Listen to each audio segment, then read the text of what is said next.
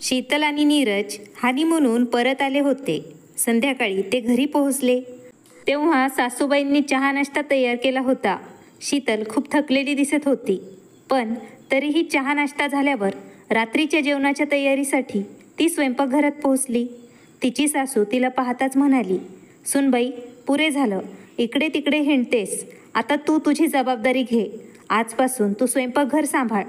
तुझं घर आहे म्हणजे तू या घरातील कामेही करायला हवे. तुला फिरून आल्यामुळे दमल्यासारखे वाटत असेल तरी घरातील जे काही कामं करायचे आहे त्यात काहीही बदल होणार नाही." एवढं बोलून त्यांनी हात धुतले आणि स्वयंपाकघरातून निघून गेल्या. त्यामुळे शीतल स्तब्ध उभी राहिली. आता तिला माहीत नव्हते स्वयंपाकघरात कोणत्या डब्यात काय ठेवले आहे आणि तिची सासू तिला अचानक स्वयंपाकघरात एकटीला सोडून निघून गेली. ती गोंधळली. आता मी काय करू? मग तिची नणंद तृप्ती किचनमध्ये आली आणि म्हणाली, "ए वहिनी, मी तुला मदत करते." तेव्हा शीतलने सुटकेचा निश्वास सोडला. तिची नणंद तिच्याशी खूप चांगली वागायची, त्यामुळे शीतल लवकरच तिच्याशी चांगली मिसळून राहू लागली. काही वेळाने रुक्मिणीजी स्वयंपाकघरात आल्या आणि त्यांची मुलगी आपल्या सुनेला मदत करत असल्याचे पाहून त्यांनी तिला खडसावले आणि म्हणाल्या, "तृप्ती, तुला दुसरे काही काम नाही का?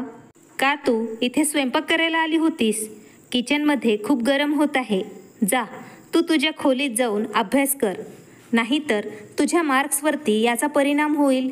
मग तू म्हणशील, माझ्या भावाच्या लग्नामुळे तुझा अभ्यास विस्कळीत झाला आहे. तू तुझ्या अभ्यासावर कमी लक्ष केंद्रित करत आहेस." तेव्हा तृप्ती हसत म्हणाली, "आई, तू माझ्या अभ्यासाची काळजी का करतेस? मी अभ्यास करेन. आणि असो, मी सकाळपासून अभ्यासच करत होते. आता वहिनी या घरात नवीन आल्या आहेत. तिला या स्वयंपाकघरात काय कुठे ठेवलेले आहे ते माहिती नाही. रेशनच्या डब्यात सामान ठेवलं तर मी त्यांना थोडीशी मदत करते. त्यात काय अडचण आहे?" रुक्मिणीजी तिथून रागाने निघून गेल्या. पण सासूचा स्वभाव कसा आहे हे शीतलने आज बघितलं होतं आणि सासरच्या घरी तिला कोणत्या प्रकारच्या आव्हानांना सामोरे जावे लागले असेल हे आपण समजूच शकतो. असो, सध्या ती पोळ्या भाजत होती म्हणून तिने तिचे लक्ष पोळ्या भाजण्यावर केंद्रित केले. जेवण तयार झाल्यावर सर्वजण एकत्र जेवायला बसले. तिच्या सासूने तोंड खराब करून सांगितले, "सुनबाई, भाजीत जरा जास्तच मीठ टाकलं आहेस." पण शीतलचे सासरे कैलासनाथजी त्यांना जेवण आवडलं असे म्हणाले, "अरे, मीठ एकदम परफेक्ट दिसत आहे. आत्ता तू असं का बोलत आहेस? तिच्या कामात आपल्याला काही दोष दिसले तर तिचं मन दुखेल." मग ते आपल्या सुनेला म्हणाले, "सुनबाई, स्वयंपाक खूप चवदार झालेला दिसत आहे, पण जरा तुमच्या सासूबाईंना मीठ जास्त वाटत आहे. त्यामुळे पुढच्या वेळी जेवणात थोडं कमी मीठ घाला. जर कोणाला मीठ वरून घ्यायचं असेल तर तो घेईल." शीतलने हळूच त्यांच्यासमोर बघून होकारार्थी मान हलवली आणि माझे सासरे किती हुशार आहेत याचा ती विचार करू लागली. रुक्मिणीजी थोडा वेळ आपल्या नवऱ्याकडे पाहत राहिल्या, पण कैलासनाथजींना जेवायचे होते. सर्वांचे जेवण आरामात झाल्यावर शीतल खूप थकली होती आणि ती झोपायला निघाली होती. तेव्हा तिची सासू म्हणाली, "सुनबाई, तू आज संध्याकाळी उशिरा घरी आली आहेस, पण तू उद्या सकाळी लवकर झोपेतून उठ. सकाळी 4 वाजता उठून संपूर्ण घर तू स्वच्छ कर. त्यानंतर आंघोळ करून तू देवाची पूजा कर आणि नाश्ता तयार कर. पूजा केल्याशिवाय तू तोंडात अन्नाचा एक कणही टाकणार नाहीस." तेव्हा शीतल हळूच त्यांना म्हणाली, "हो आई." एवढं बोलून ती तिच्या खोलीत गेली. तिने मोबाईलचा अलार्म लावला. मग ती अंथरुणावर आल्यावर तिच्या पतीला तिला प्रेमाने आपल्या मिठीत घ्यायचे होते, पण शीतल नाराज झाली आणि त्यांना म्हणाली, "अहो, मला झोपू द्या. मी अगोदरच खूप थकले आहे आणि मला सकाळी लवकर उठावे लागेल. आईंनी मला सकाळची खूप कामे सांगितली आहेत." तेव्हा तिच्या नवऱ्याने तिला विचारले, "तू माझ्यावर प्रेम करत होतीस म्हणून माझ्याशी लग्न केलेस की घरच्या कामामुळे तू माझ्याशी लग्न केलेस?" आता शीतल काय म्हणणार? ती मनाने खूप खचून गेली आणि ती विचार करू लागली की सासरच्या घरात इतके नियम असतील तर त्या घरची सून काय करू शकते. असो, दुसऱ्या दिवशी सकाळी उठल्यावर सासूच्या सांगण्यानुसार तिने घरातील सगळी कामं उरकली होती, पण तोपर्यंत नाश्त्याची वेळ झाली होती. भूक लागल्याने तिची प्रकृती बिघडली होती, कारण सकाळी रिकाम्या पोटी इतके काम करण्याची तिला सवयच नव्हती. लवकरच 1 आठवडा उलटून गेला होता एके दिवशी तिच्या सासूने तिला बोलावले आणि म्हणाली, सुनबाई हळूहळू आता घर कसे सांभाळायचे तू आता शिकत आहेस.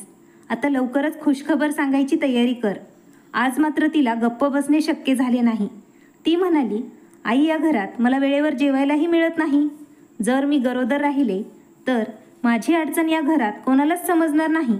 आई, मी तुम्हाला आत्ता ही आनंदाची बातमी देऊ शकत नाही, कारण मला वाटत नाही या घरात उपाशीपोटी कामं करून घरातील सुनेसाठी अनेक नियम आहेत.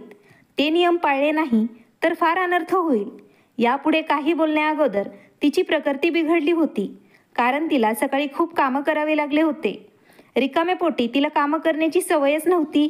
तेव्हा तिची सासू म्हणाली, हे देवघर आणि या देवाची पूजा करणे ही तुझी जबाबदारी आहे. तूच हे सर्व पाहायला हवे. शीतल चिडली, मला तुमच्याकडून कोणत्याही कामाचे महत्त्व ऐकायचे नाही. तुम्ही प्लीज असे बंधनं लावू नका. तू सकाळी लवकर उठ, आंघोळ करून तयार हो. त्यानंतर 10 मिनिटं पूजेचे काम सांभाळ.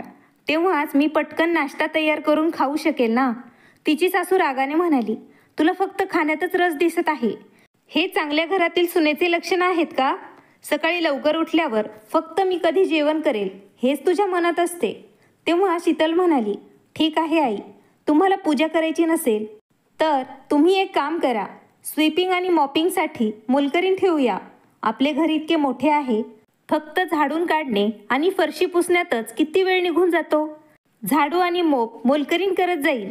तोपर्यंत मी आंघोळ करून पूजा करेन, मग मी नाश्ता तयार करेन. असे केले तर त्यातही माझा वेळ थोडा वाचेल.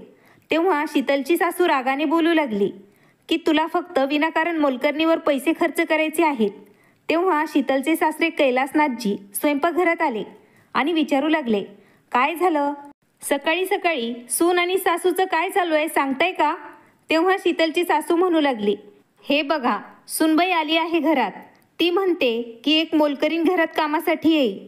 कैलासनाथजी म्हणू लागले, काय झालं सुनबाई? आजपर्यंत घरात मोलकरणीची गरज कधीच भासली नाही. आजकाल मोलकरणीचे पगार किती वाढले आहेत हे तुम्हाला माहीत आहे का? शीतल एक उसासा टाकत म्हणाली, बाबा, सकाळी लवकर उठल्यानंतर मला खूप कामं करावी लागतात. आई म्हणतात की मी अगोदर घर साफ करावं, मग आंघोळ करून पूजा करावी, त्यानंतर नाश्ता तयार करून सर्व कामं उरकून घ्यावे. यासाठी खूप वेळ लागतो आणि तोपर्यंत मला भूक खूप लागते. म्हणूनच मी आईंना सांगत होते की एकतर त्यांनी सकाळी लवकर उठून पूजा करावी किंवा त्यांनी मला कामात थोडी मदत करायला एक मोलकरीण तरी या घरात ठेवावी. मला कुठे ना कुठेतरी मदत मिळेलच. कैलासजींनी थोडा वेळ विचार केला आणि म्हणाले, ठीक आहे सुनबाई, तुझी सासू आता सर्व कामातून निवृत्त झाली आहे. सकाळी उठल्यावर आंघोळ करून तिला फक्त नाश्ता बनवायचा आहे ना. मी या घरात मोलकरीण आणेन कामासाठी.